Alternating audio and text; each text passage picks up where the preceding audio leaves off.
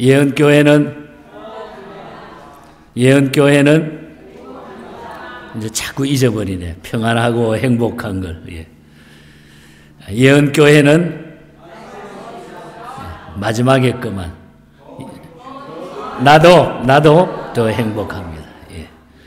행복하시기를 바랍니다. 선교주일에 제가 오늘 말씀을 준비한 것은 우리 모두가 이 땅 위에서는 선교사라고 하는 것, 그리고 우리 모두는 다 복음을 전할 수 있는 사람이라는 것, 죄인도 증인이 될 수 있다. 나도 증인이 될 수 있다. 바울의 이 변화된 모습 속에서 이 말씀을 우리가 함께 나누어 보려고 합니다. 지난 주간 신문에서 난 기사인데, 우리 기독교 박해 감시 단체 ICC가 세계에서 제일 종교 탄압이 심한 나라들을 쭉 나열했습니다. 한 10개국 가운데. 그 가운데 북한, 중국은 물론 제일 앞에 자리를 잡고 있습니다. 얼마 전에 북한에서 그 가정집에서 성경 말씀이 발견이 된 거예요. 성경책이 발견이 됐는데, 부부하고 2살 먹은 어린아이가 성경책 때문에 종신형을 받는 이런 어려움을 당했다. 이 기사를 썼습니다. 그리고 지금도 북한에는 40만 명 가까이 기독교인이 있다. 통계적으로 ICC가 발표를 했습니다. 그리고 또 최근에 중국의 해룡통장성 무단장시에 그 샤오탄촌이라고 하는 곳이 있는데, 저는 가보지 못했습니다만 이곳에서 모여서 200명 가까이가 집회를 하면서 예배를 드리는데, 공안 150명이 닥쳐가지고 200명을 싹 잡아가지고 감옥에다가 갇혔습니다. 공산당에서, 사회주의에서, 정부에서 지시하는 그런 종교 행사가 아니기 때문에 너희들 마음대로 하기 때문에 잡았다. 지금도 중국이나 이 사회주의에서는 종교를 자기네들은 허용한다고 하지만은 예수님 그리스도, 예수의 피, 예수님의 부활, 이런 걸 말하면 안 됩니다. 그럼 우리가 복음이라고 하는 것은 뭘 전하겠어요? 그러니까 자기네 나라에 맞게 도덕적인 것, 좋은 것, 그리고 설교 원고를 검열을 받게 하는 이런 일들이 지금 세계 곳곳에서 일어나고 있습니다. 이것은 이 마지막 때를 달려가는 우리들에게 도전을 주는 메시지가 될 것이고, 또 주님 오심이 가까워졌다고 하는 것을 우리는 증명하고 있다고 하는 것을 보게 됩니다. 이런 때에 다시 한번 우리가 증인의 사명을 감당했으면 좋겠고, 우리 교회가 이 땅에 존재하는 이유가 바로 하나님께서는 그 일을 맡겨주시기 위하여 지금까지 오게 하셨음도 우리가 다시 한번 확인할 필요가 있다고 봅니다. 모든 시대를 살아간 그리스도인 중에 가장 상징적이고 대표적인 그리스도인을 뽑는다고 하면 저는 주저없이 바울 사도를 청구하고 싶습니다. 바울을 이야기하고 싶습니다. 그런 여러 면에서 그리스도인됨을 보여주는 인생을 살았기 때문에, 정말로 멋진 그리스도인의 생을 살았기 때문에, 그러나 무엇보다도 그가 불신자였다가 신앙인이 되는 장면에서 그의 회심은 가장 대표적인 상징성을 가지고 있기 때문입니다. 기독교 신학에서 흔히 믿음 없는 이들이 마음을 돌이켜가지고 그리스도를 믿기로 결단하는 사건을 가리켜서 그 사건을 회심이라, 컨버전이라, 회심한다, 회개한다, 회심 사건이라 이렇게 말을 합니다. 그런데 그 회심을 두 가지로 우리가 나누어 볼 수 있는데, 하나는 급진적인 회심과 하나는 점진적인 회심, 두 가지 유형으로 나누어 볼 수가 있습니다. 급진적인 회심의 대표로는 바울을, 또 점진적인 회심의 대표로는 바울의 제자인 디모데 같은 사람을 들 수가 있습니다. 그러니까 여기 앉아 예배드리는 우리 중에도 어떤 분은 바울의 회심을 한 사람도 있고, 또 어떤 분들은 디모데형 회심을 한 사람도 있다는 말입니다. 어려서부터 예수 믿는 집안에서 태어나 자라면서 점진적으로 예수를 구주로 받고 받아들이는 이런 분들을 가리켜서 디모데형이라 이렇게 말할 수 있을 것이고, 어느 날 갑자기 어떤 사건을 계기로 해가지고 심경의 변화가 일어나서 믿게 된 경우는 바울형이라 이렇게 아마 말할 수가 있을 것입니다. 그러나 어느 날 갑자기 예수를 믿게 된 경우에도 그 체험이 모두가 꼭 같지는 않다는 거예요. 똑같을 수가 없다는 거죠. 여러 다양한 사건과 경험을 바탕으로 회심 사건이 일어나게 되는 겁니다.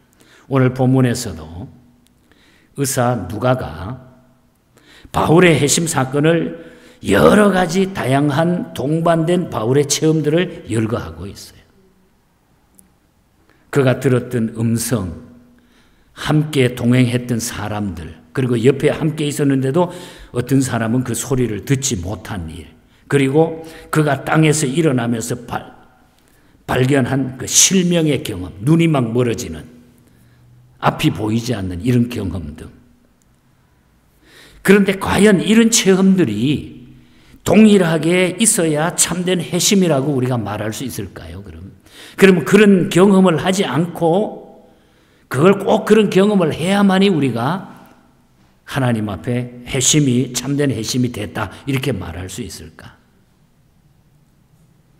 바울의 회심 사건이 일어났던 곳은 예루살렘에서 북쪽으로 쭉 240km 정도 떨어진 현재의 시리아를 보면은 시리아의 수도인 다메섹으로 가는 길입니다. 다메섹. 당시에 옛날에는 예루살렘에서 그 다메섹까지 걸어서 가게 되면은 5일에서 6일 정도 걸리는 거리예요. 상당히 먼 거리입니다. 그래서 흔히들 바울의 체험을 우리는 다메섹 체험이라 이렇게 말하죠. 지금도 시리아 수도인 이 다메섹을 방문해 보면은 그곳에 바울 체험이 일어난 곳으로 추정되는 장소에 바울의 회심 기념 교회당이 세워져 있습니다. 그러면 이 바울의 다메섹 체험에서 그의 회심의 본질을 보여주는 핵심의 요소가 무엇일까? 먼저 우리가 바울이 회심한 그 핵심의 요소가 무엇일까? 이것을 우리가 아는 것이 중요한 거죠. 바울이 다메섹 도상에서 경험한 여러 가지 초자연적인 체험들, 예컨대 빛과 소리, 실명. 물론 이러한 현상들도 의미 있는 것이긴 하지만 그 자체는 회심이 아니에요. 그런 것을 봤다고 해가지고, 그런 것을 경험했다고 해가지고 절대 그것이 회심이 아닙니다. 자, 회심의 본질은 따로 있다는 거죠. 자, 그러면 이 회심이라고 하는 것은, 이 회심의 본질은 무엇일까? 먼저 첫째로는 있는 모습 그대로 예수님께 나오는 것입니다. 회심의 본질이에요. 먼저. 있는 그대로 예수님께 나오는 거예요. 자, 기독교의 회심 사건의 본질은 다시 말하면 예수님하고 만남이라는 거죠. 만남. 예수님하고 만나는 것이 중요하다는 거예요. 아무도 예수를 만나지 않고 구원받은 사람, 곧 회심한 사람은 없습니다. 예수님 만나지 않고는. 성경에 나오는 인물을 보면 니고데모 같은 사람도 밤에 예수님을 만나가지고 회심하게 되죠. 또 우리 요한복음에 나오는 사마리아 수가성의 여인도 예수님 만나고 회심하게 됐어요. 예수님 만나고. 또 키가 작았던 삭개오라고 하는 사람도 예수님을 만남으로 회심하게 됐다는 거죠. 바울은 예수님 만나기 전에는 예수가 핍박의 대상이었습니다. 예수 믿는 사람들이 아주 적이었어요. 예수가 핍박의 대상입니다. 그런데 예수님이 바울을 먼저 찾아오신 거예요. 빛을 동반하고 예수님이 바울을 찾아왔습니다. 그는 빛 가운데 엎드러져 가지고 한 소리를 듣게 됩니다. 그래서 사도행전 9장 4절과 5절에 보면은 사울아 사울아 내가 어찌하여 나를 핍박하느냐 대답하되 주여 누구시니까 이르되 나는 내가 박해하는 예수라. 내가 핍박하는 예수라. 바울과 예수님의 만남이죠. 빛으로 찾아온 예수님이 바울에게 이야기하고 바울은 거기에 대답하고 예수님은 분명히 내가 예수다 하는, 나는 내가 박해하는 예수다 하는 것을 밝혀주는 이 오고 가는 대화가 나타납니다. 사실 그가 어떻게 깊이 생각해 보면 박해한 자들은 예수님의 백성들이었지 예수님은 아니었어요. 예수님의 백성들을 막 박해했죠. 그러나 예수님은 그가 주의 백성을 박해한 것이 곧 자신을 박해한 것이다. 네가 이 예수 믿는 백성을 박해한 것이 바로 나를 박해한 것이다. 예수님은 그렇게 간주하고 있죠. 나는 내가 박해하는 예수라. 그 순간 바울은 예수님을 만나게 됩니다. 거기에서. 어떻게 우리는 예수님을 만날 수 있을까요, 여러분? 둘 중에 하나입니다, 여러분. 바울처럼 예수님이 우리에게 오시든지 아니면 우리가 예수님께로 나가야 된다는 거예요. 둘 중에 하나예요. 어떻든 우리는 예수를 만나야 회심이 가능하다는 거죠. 성경에 가장 빈번하게 출연하는 초청의 단어가 하나 있는데 그것은 come이라고는 오라고 하는 단어예요. 오라. 주님은 우리에게 와보라. come and see. 와보라. 와서 보라. 또 come unto me. 내게로 오라. 이런 이야기를 많이 했어요. 내게로 오라. 너는 내게로 오라. 오라라고 come. 오라고 하는 단어를 예수님은 사용하셨어요. 아버지께서 요한복음 6장 37절에도 보면은 아버지께서 내게 주시는 자는 다 내게로 올 것이요 내게 오는 자는 내가 결코 내쫓지 아니하리라. 오는 자는 내가 결코 내쫓지 아니하리라. 주님, 당신을 만나고 싶습니다.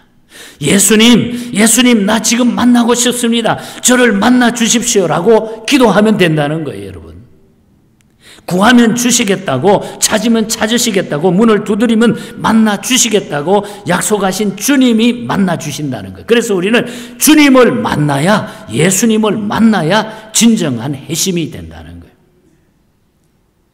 만나 주시겠다고 약속하신 주님을 우리는 만나는 것이 중요하다는 거예요. 주님을 만나는 것. 영국의 클램 팜의 하가요 작가인 샬롯 엘리어트라고 하는 여자분이 있습니다.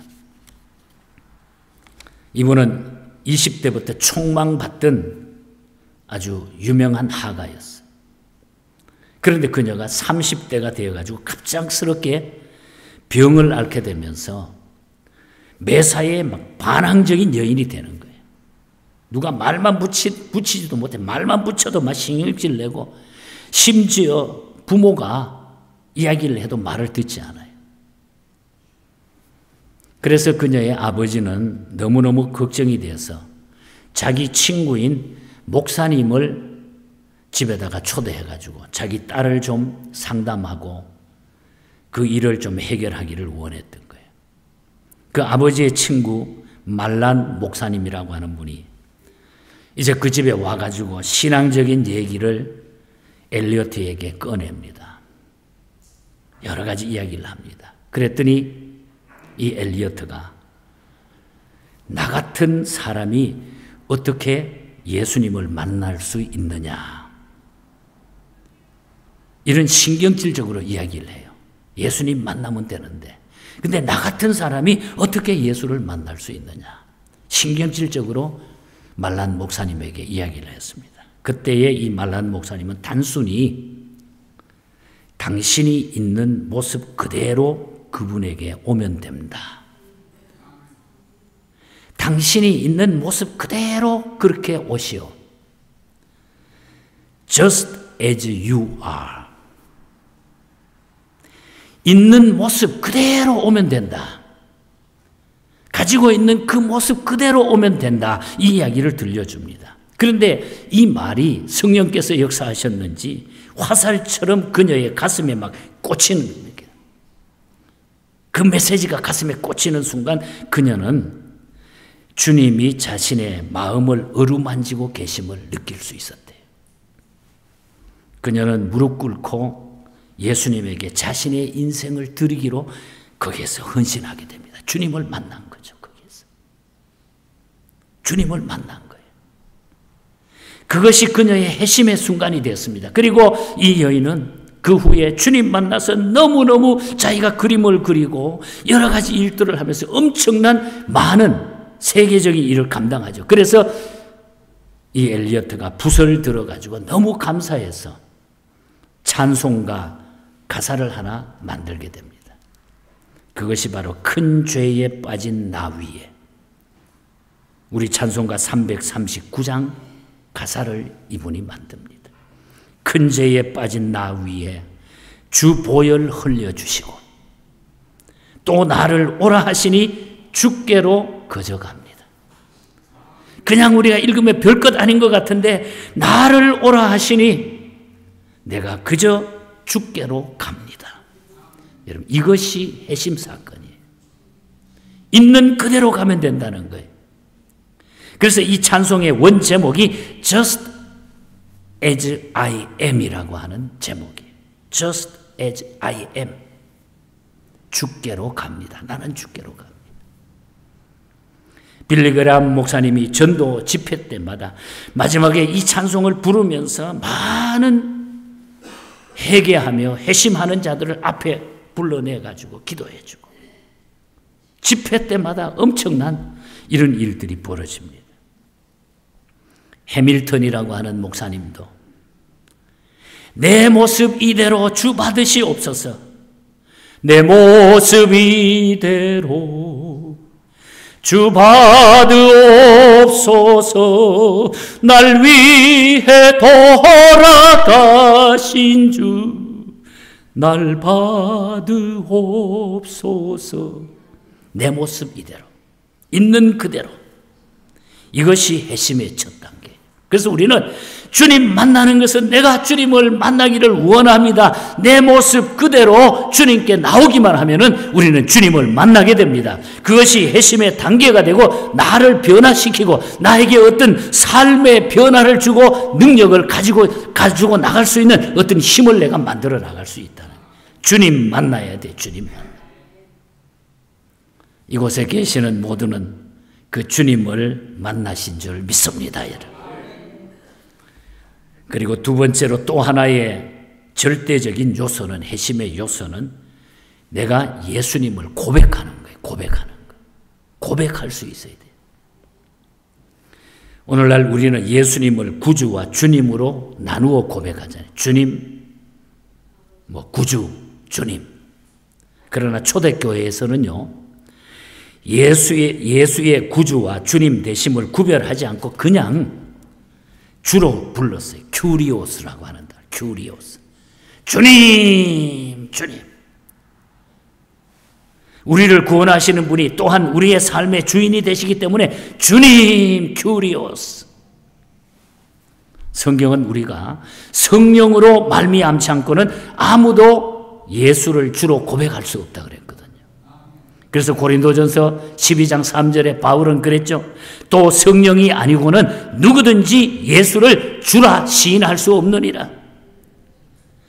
바울은 거룩한 빛에 둘러싸여가지고 땅에 엎드려져가지고 주여 누굽니까? 당신이 도무지 누굽니까? 주여 누굽니까? 주여 누굽니까?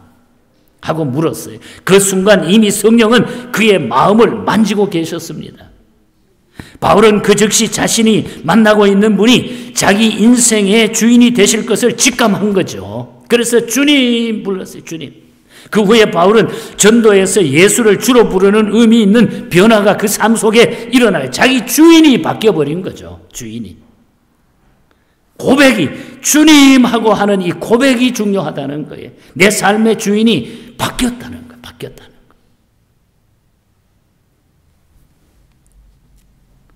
누구든지, 그래서 바울이 기록한 로마서 10장 3절에 보면 누구든지 주의 이름을 부르는 자는 뭐라 그랬죠? 구원을 받으리라.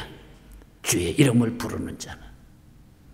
이 고백이 초대 그리스도인들의 삶에는 정말 중요했던 것입니다.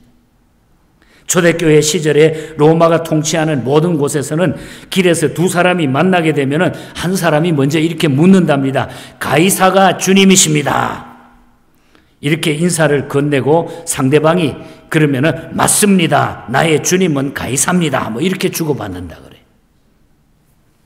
그런데 신실한 그리스도인들은 이런 인사에 다른 반응을 했다는 것입니다. 가이사가 주님이십니다. 이렇게 인사를 건넬 때 아닙니다. 아닙니다. 나의 주님은 오직 예수 그리스도십니다. 이렇게 인사를 했대요. 그래서 이러한 인사와 고백 때문에 초대교회 때 그리스도인들은 자주 고발이 돼가지고 체포되고 원형 경기장으로 끌려가가지고 사자의 밥이 되고 고초를 당한 거예요. 오늘을 사는 우리 역시 예수님을 우리의 삶의 참 주인으로 모셔야 된다는 거예요. 예수님 만나야 되고 그 주님을 내가 고백할 수 있어야 된다. 이것이 회심이에요, 회심. 이것이 정말 예수 믿는 자의 삶이라는 거죠. 한번 따라 할까요? 나의 주님은 오직 예수님이십니다. 고백한 대로 될 줄 믿습니다. 고백이 중요한 거예요, 고백. 나의 주님은 돈입니다. 나의 주님은 명예입니다. 나의 주님은 내 남편입니다. 나의 주님은 내 아내입니다. 그러니까 아내고 남편을 서로 쩔쩔 매지 그냥. 주인이 돼버리니까. 나의 주님은 우리 예수님이십니다. 예. 그리고 세 번째로는 회심의 본질은 변화된 삶을 살게 한다는 거예요. 내가 예수님 만나고 내가 예수님을 주로 고백하게 되면 그 다음에 중요한 얘기는 내가 변화된 삶을 살게 된다는 거예요. 예수님을 주로 고백하게 된 바울은 그 다음으로 보인 반응이 어떻게 나타납니까?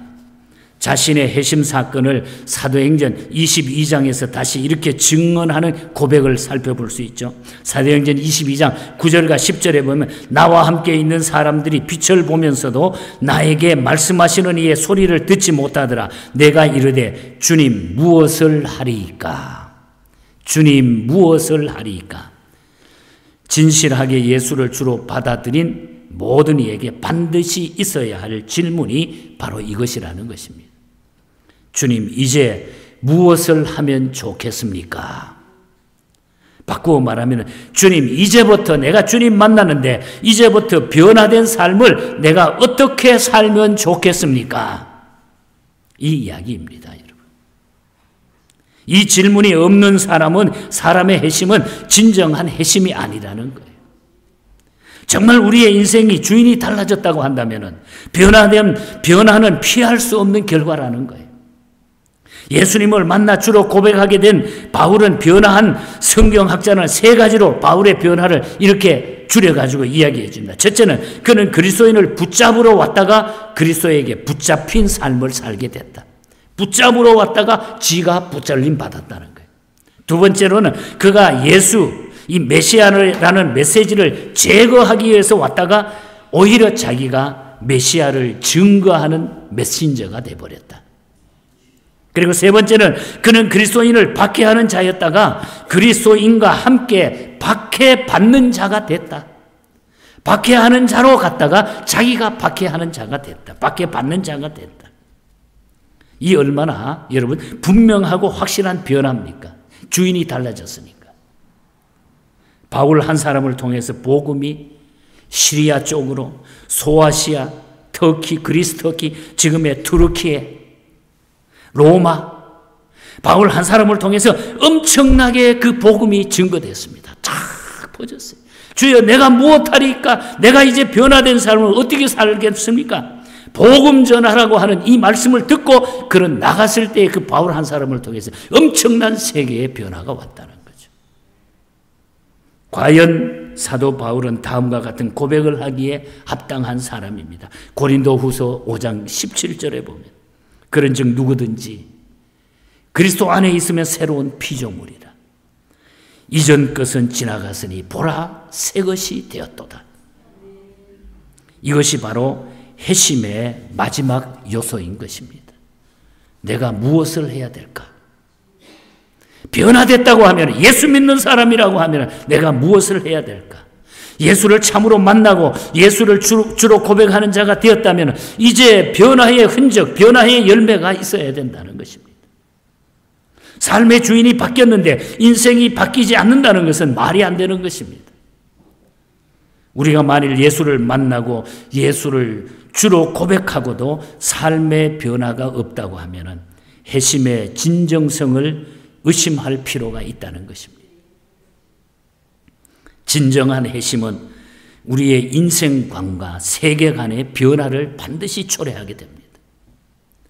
주인이 바뀌었는데 어떻게 옛날 방법, 옛날 모습 그대로 삶의 스타일을 우리가 유지할 수 있겠습니까? 회심이 한순간 사람을 성자로 만드는 것은 아닐지라도 우리의 전 생애의 방향을 바꾸는 의미 있는 변화의 시작인 것은 틀림이 없다고 하는 것입니다. 바울은 죄인으로서 하나님을 대적하는 자로 살다가 그가 주님 만나고 나서는 이 복음 전하는 자로 완전히 바뀌게 된다는 거죠. 한 가지 얘기를 들려드립니다.